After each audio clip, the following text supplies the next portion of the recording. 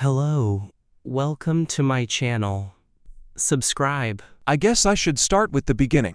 It was May 2021 when I met her. Let's call her Natalie. Let's say I met her at a store. Natalie and I end up talking friends, exchanging numbers, exchanging Instagram. That's been on off text for few months. Many people around her were more attractive to her body. Pretty face, big titties, solid ass, with all that it came with one crucial flaw. Back pain. Your body was a belt to handle G-cups. Constantly she would have back pain. Me on the other hand, I was more attracted to her mind, and her outlaw on certain things. We talked back and forth for about maybe 3 months.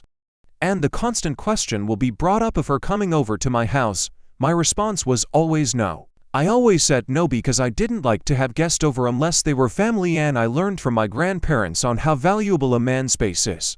And how men should protect their own space because their space is their kingdom and only you control who goes in and who goes out. I know some people may call this controlling, and in a sense I can kind of see where you guys are coming from. Natalie will always ask the question, so yeah, when I can come over your place?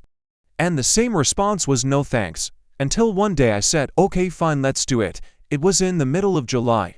We may plan to meet on that Monday. In the middle of July, she pretty much laughed at my room because at the time, I had an old TV and a couple posters of Naruto on the wall. Throughout the entire day, we pretty much talked and may have played a couple video games. In my mind, I initially thought this was just gonna be a one-time thing. Because deep down I was terrible with women. Skinny, my hair is messy, I pretty much look like Michael Jackson if he hadn't bleached the skin and the wear glasses majority of the time. I ended up enjoying our company, but I feel like that was my biggest mistake. Because of the time we spent, because of the things we did. We would end up meeting at my place single week at the same time for the next year. Now granted, I did sleep with her, but it was about 5 months in, and after that one time, we would have sex every single week for almost the next year. Slowly, but surely we were falling in love with each other. She came from a family of 5 and she was the youngest girl. She was so comfortable enough with her sisters to brag about how good the sex was. Even when I asked her not to, didn't get brought to my attention until I met her mom. She was the one who introduced me. She took both of us out for breakfast.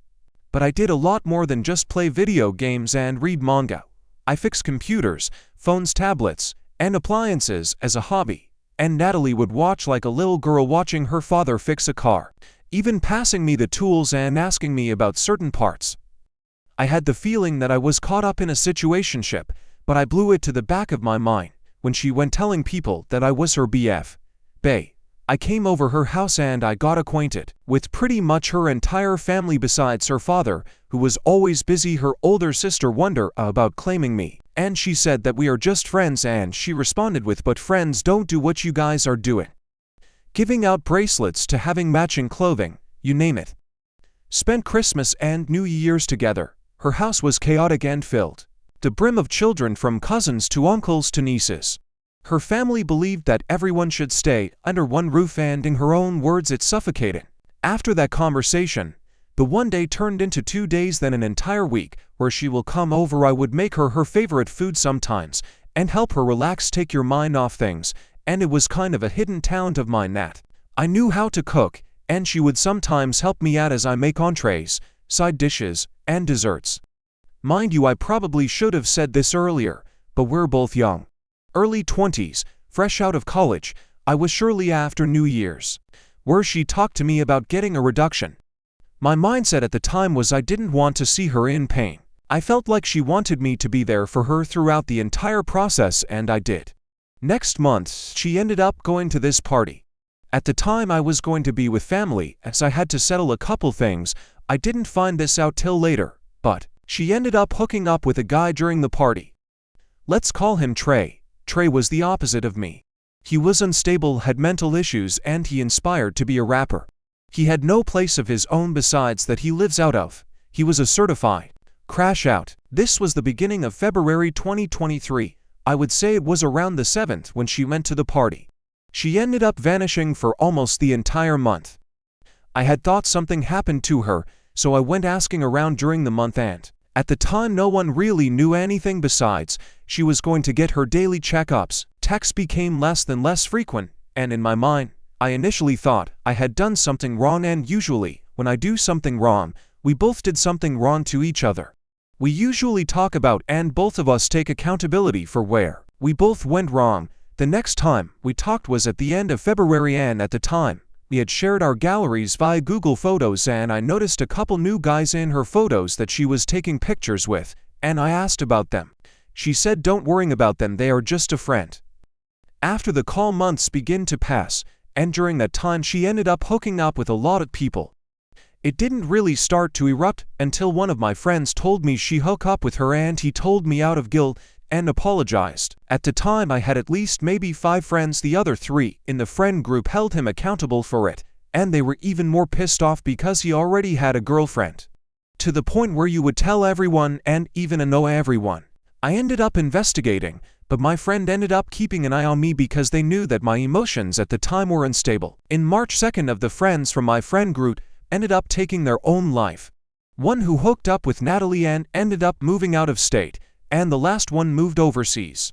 This was the same friend group that I started and finished high school with. On top of the fact that my trauma began to tap me on the back slowly, so I have my own family issues. That time, I needed someone to lean on, and trying to call my friend that left overseas was always a struggle since we lived into different time zones, or when I was awake, he was asleep, and he was always a hard sleeper back then. When we used to have sleepovers, even splashing water on him didn't wake him up. This strange thing where we had to a high-pitched sound to wake him up. I ended up trying to lean on Natalie throughout this whole thing, but no response. I ended up sitting in my room for hours, not touching anything because I thought maybe sitting with the emotion would help, but only made things slightly worse. Ended up texting Natalie, checking up on her, and she almost kind of sound annoyed that I was even texting her in the first place. She would stop by and spend time with me for maybe a whole month. I know she wasn't obligated to, but at least wanted to make sure she was okay. I took her to her appointment, and the first week of May was the date of her surgery. Surgery was for her to get a reduction. The surgery was successful, and she went from a G to double D. She was pretty much bedridden for the rest of May, and my temp had trying to go over a house and really spend time with her and help her get back on her feet, as she told me not to. We ended up playing Don't Starve together, and I even created a custom Xbox Elite Series to controller with her name engraved on it. Gave her a custom-made hoodie with the moon on the back and a star on the actual hood itself and sleeves. It had the Japanese word for creation on one side, and on the other side it had evolution in Japanese. I haven't bought her huge shirts, and she loved big clothing with the dragon on the back. After that, she ended up disappearing for the rest of the summer, almost as if I was ghosted. One day, Trey ended up showing up at my workplace asking for me. This is September. Trey looked furious, as if he was ready to fight. I read the room, and myself and a couple of my coworkers followed behind me. At the time, I was pretty much managing the shift, and he told me, "Were you the one who touched her?" At the time, I didn't even know who he was, and I ended up asking questions like, "Who are you referring to?" It took me a little bit to recognize that he was the guy that was inside of Natalie's gallery all that time ago. I asked him, "Was Natalie?" Him prepared to crash out pushed me around. I told him, "Hey man, I'm actually leave, my coworkers too. Come outside." I told him repeatedly to leave. Until he socks me the face and we into a tussle. My coworkers separated us, and he pretty much ran off the property over to his car, where Natalie was in the backseat. At the time, I didn't know.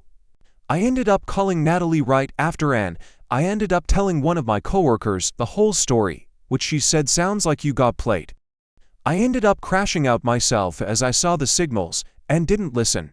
As we were talking in the deck as he was climbing me down, I ended up receiving a text from Natalie, only to know that it wasn't her. It was Trey using Natalie's number, telling me to stay away from her and you ain't about that. It ended up being a back and forth text message until my coworker told me to put the phone down, just ignore it.